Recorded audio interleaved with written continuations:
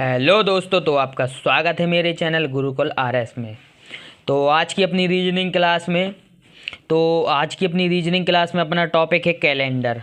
तो कैलेंडर को स्टार्ट करने से पहले अपन लोगों को जानना होगा कैलेंडर का बेसिक, और कैलेंडर क्या है, किसने बनाया, कितने कैलेंडर हुए, अपना जो भी कैलेंडर चल रहा है वो कैसे आया, किसने बनाया। तो ये सब अपन लोग चीज़ें इसके बेसिक इतिहास में समझेंगे।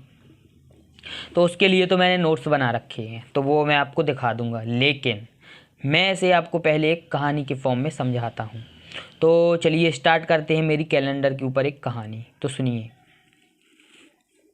रोम का राजा था रोमिलस। रोम का राजा था रोमिलस जो कि रोम का पहला राजा था। प्राचीन काल में समय की गणना करने के लिए कैलेंडर बनाने का फैसला लिया। उन भाई साहब ने समय की गणना करने के लिए कैलेंडर बनाने का फैसला लिया। चलो भाई, सही है, काफ़ी फ़ायदा हुआ। जो कि चंद्रमा पर आधारित था। किस पर आधारित था? चंद्रमा पर। भाई साहब का चंद्रमा पर आधारित है। और उस कैलेंडर के एक महीने में उस कैलेंडर के एक साल में 10 महीने होते थे। भैया 10 महीने, समझ रहे हो? 10 महीने। यहाँ पे साला 12 महीने नहीं पूछते इनको, 10 महीने। चलिए सुनते चलिए। 10 महीने के होते थे, जो कि मार्च से शुरू होकर दिसंबर में ख़त्म हो जाते थे। मार्च से शुरू हुए और दिसंबर में ख़त्म हो जाते थे। जाहिर सी बात है कि ये बिल्कुल भी मौसम और पृथ्वी के समय के अनुकूल नहीं था। ठीक है, लेकिन रोम का एक दूसरा राजा था, रूमा कुम्प्लिस। ठीक है दोस्तों, ने इस त्रुटि को देखते हुए एक नए कैलेंडर को बनाने का निर्णय लिया। उनने एक नए कैलेंडर को बनाने का फैसला लिया। चलिए देखते हैं अब उनने कैसा कैलेंडर बनाने का फैसला लिया, जिसमें 354 दिन थे। कितने दिन थे? 354 दिन थे। रूमा ने साल में जनवरी और फरवरी भी जोड़ दिया। उनने मतलब क्या किया कि जनवरी और फरवरी को जोड़ दिया। चलो भाई, अच्छा ही किया आपने। और दोनों ही महीने में 28-28 दिन निश्चित किए। कितने दिन निश्चित किए? 28-28 दिन निश्चित किए। रूमा के अनुसार दोनों ही महीनों में 28 दिनों का होना ये एक माइकोलॉजिकल अनलकी नंबर था। मतलब कि जो दोनों महीने हैं उनमें अगर 28-28 दिन है तो उसके लिए वो अनलकी नंबर है। इसलिए उसने क्या किया कि फरवरी में एक दिन और जोड़ दिया। अब रूमा के कैलेंडर में 355 दिन हो गए। कितने दिन हो गए दोस्तों? 355 दिन। पर रूमा द्वारा बनाया गया कैलेंडर भी मौसम के साथ बिल्कुल भी समकालिक नहीं था। मौसम से बिल्कुल भी मैच नहीं करता था उस भाई साहब का कैलेंडर। और यह पृथ्वी द्वारा सूर्य का एक चक्कर लगाने को भी पूर्ण नहीं कर रहा था। तो भाई साहब मतलब जो उनका कैलेंडर था वो ना तो पृथ्वी और ना मौसम, दोनों को ही रास नहीं आया। ठीक है, उसके बाद ये तो इनका हो गया कैलेंडर। अब देखिए 45 ईसा पूर्व में जूलियस सीजर ने इस कैलेंडर को अस्वीकार कर दिया। वो भी एक राजा था, शासक। उसने बोला नहीं भैया, ये कैलेंडर मुझे नहीं है मानना। उन भाई साहब ने, ये देखो, ये रहा, उन भाई साहब ने अपना ही एक कैलेंडर बनाया।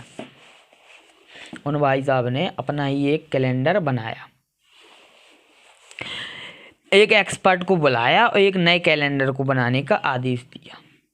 बोलिए चलिए, एक नया कैलेंडर बनाइए जो कि चंद्रमा पर आधारित ना होकर सूर्य पर आधारित हो। किस पर आधारित हो? सूर्य पर। भाई सही बात है। तो क्या हो गया कि मतलब अब एक चंद्रमा पर ना होकर सूर्य पर। तो सीजर ने रूमा वाले कैलेंडर में 10 दिन और जोड़ दिए। कितने दिन जोड़ दिए? रूमा वाले जो कैलेंडर था पहला, ठीक है, उसमें 10 दिन और जोड़ दिए। तो उसके दिन थे कितने? 355 दिन हुआ करते थे। और अब इन भाई साहब ने 10 दिन और जोड़ दिए तो कितने हो गए? 365 दिन होने लगे। और सुनिए, और सीजर ने हर 4 साल में फरवरी में एक दिन जोड़ने का निर्णय लिया जो कि लीप ईयर कहलाया। क्या कहलाया दोस्तों? Leap year. मतलब कि जो हर 4 साल होते हैं, 4 साल जो 4 साल होंगे, चौथा साल होगा, उसमें मतलब कि उनने एक दिन जोड़ने का फैसला लिया, उसमें फैसला लिया, वो भी किसमें? फरवरी में। फरवरी में जोड़ेगा एक दिन। ठीक है। सीजर द्वारा बनाए गए कैलेंडर में, सीजर द्वारा बनाए गए कैलेंडर में 29 दिन हुआ करते थे और हर 4 साल में फरवरी में 30 दिन हुआ करते थे। ठीक है। फरवरी में 29 दिन हुआ करते थे और हर 4 साल में फरवरी में 30 दिन हुआ करते थे। कितने दिन हो गए दोस्तों? 30 दिन हुआ करते, हर 4 साल में 30 दिन हुआ करते थे। चूंकि रूमा द्वारा बनाए गए कैलेंडर में फरवरी में पहले से ही 28 दिन थे। ये तो सही कह रहा भाई, रूमा वाले कैलेंडर में पहले ही से 28 दिन थे। इस प्रकार जूलियस सीजर द्वारा बनाए गए कैलेंडर में एक साल में 365.25 दिन हुए, जो कि पृथ्वी द्वारा सूर्य के चक्कर लगाए जाने वाले समय 365.24 दिन के काफ़ी ज़्यादा मिलता था। ठीक है। इनका भाई साहब का तो अच्छा चल रहा था। जूलियस सीजर की मृत्यु हो गई, अब मर गए सर जी की मृत्यु हो गई। तो इनकी मृत्यु के सम्मान में लोगों ने क्या किया कि जो कि एक उसमें महीने का पहले, अभी अपन लोग जो नाम पढ़ते हैं उनके महीने के पहले नाम अलग हुआ करते थे। तो जो अपन लोग अभी जुलाई महीने का नाम पढ़ते हैं ना, उसका पहले था क्विंटिलियस नाम था। क्या नाम था? क्विंटिलियस। तो उन भाई साहब ने क्या किया कि क्विंटिलियस को हटा के, ठीक है, जूलियस सीजर के सम्मान में जूलियस महीना, जिसे उनने जुलाई दे दिया, क्विंटिलियस को हटा के उनके नाम पर जुलाई महीना दे दिया क्विंटिलियस को हटाकर। तो जुलाई महीना उनके नाम पर दिया गया है, हालांकि इस दिन उनका जन्म भी हुआ था। ठीक है दोस्तों, तो आपको पता चल गया कि मतलब कि जुलाई महीने जो उनके नाम पर रखा गया है। ठीक है। सम्मान में इसमें 31 दिन, उनके सम्मान में इसमें 31 दिन कर दिए। कितने दिन कर दिए? 31 दिन, एक दिन इसमें बढ़ा दिया। और सुनिए, कहानी तो अभी बहुत अच्छी है। इसी तरह जूलियस सीजर ने भांजे, उनका एक था भांजा ऑगस्टस, उसके सम्मान में भी भाई साहब इनने क्या किया, एक महीना जो पहले ही का महीने था सेस्टिलियस, उस महीने का नाम भी बदल के क्या रख दिया? अगस्त रख दिया। और फरवरी में एक दिन घटाकर, मतलब कि उनने फरवरी से एक दिन घटाया है, फरवरी से एक दिन घटाकर अगस्त महीने में जोड़ दिया। फरवरी से एक दिन घटाया और एक जोड़ दिया। इस प्रकार अगस्त में भी 31 दिन हो गए। कितने दिन हो गए दोस्तों? अगस्त में 31 दिन हो गए। इस प्रकार जूलियस सीजर द्वारा बनाए गए कैलेंडर जूलियस कैलेंडर कहा गया, जिसमें नया साल मार्च से शुरू होकर, यानी पहला महीना मार्च से शुरू होकर फरवरी में महीना रखा गया।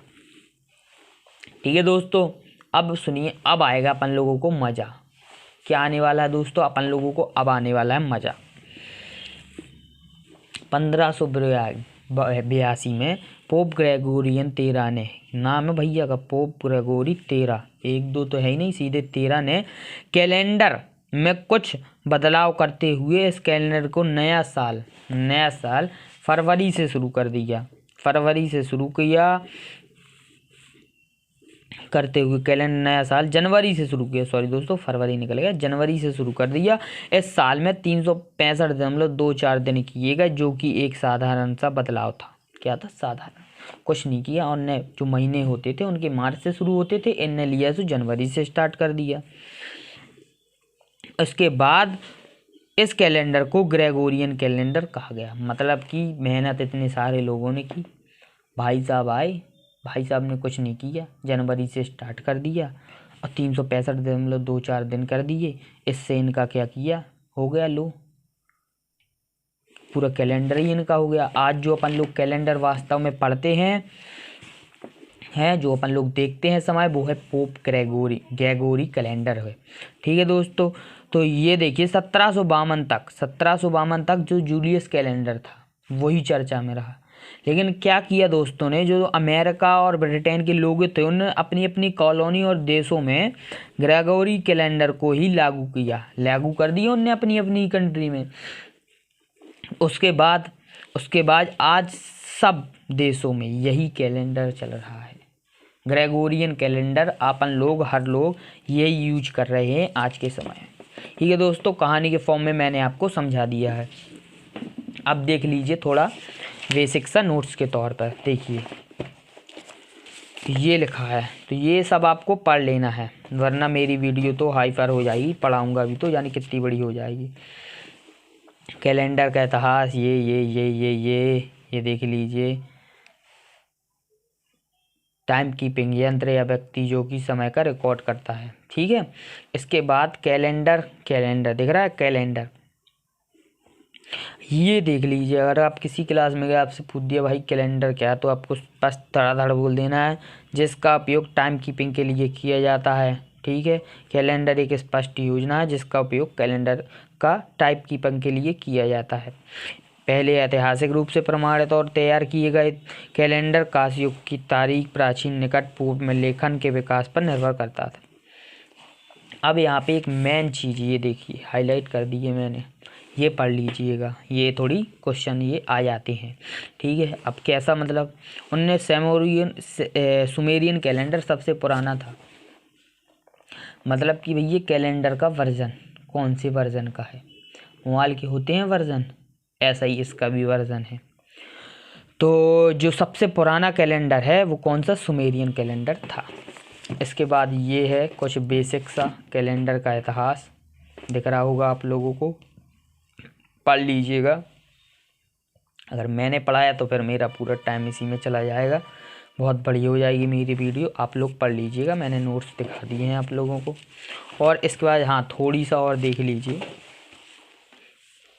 ये नोट्स के हिसाब से 45 ईसा पूर्व में जूलियस सीजर द्वारा रोमन कैलेंडर में सुधार किया गया था, जो कि मैंने आपको कहानी में पढ़ा दिया था।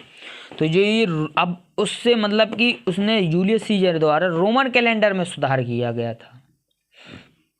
रोमन कैलेंडर जो वो अपन ने स्टार्टिंग में रोम के राजा थे ना, रोम का राज रोमिलस। ठीक है दोस्तों, तो उन लोगों का कैलेंडर कौन था, रोमन।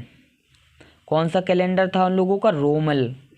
और उसी कैलेंडर को जूलियस सीजर द्वारा उनने सुधार करवा दिया, तो वो कैलेंडर किसका हो गया, जूलियस सीजर का। अगर आपसे कोई पूछ दे कि रोमन कैलेंडर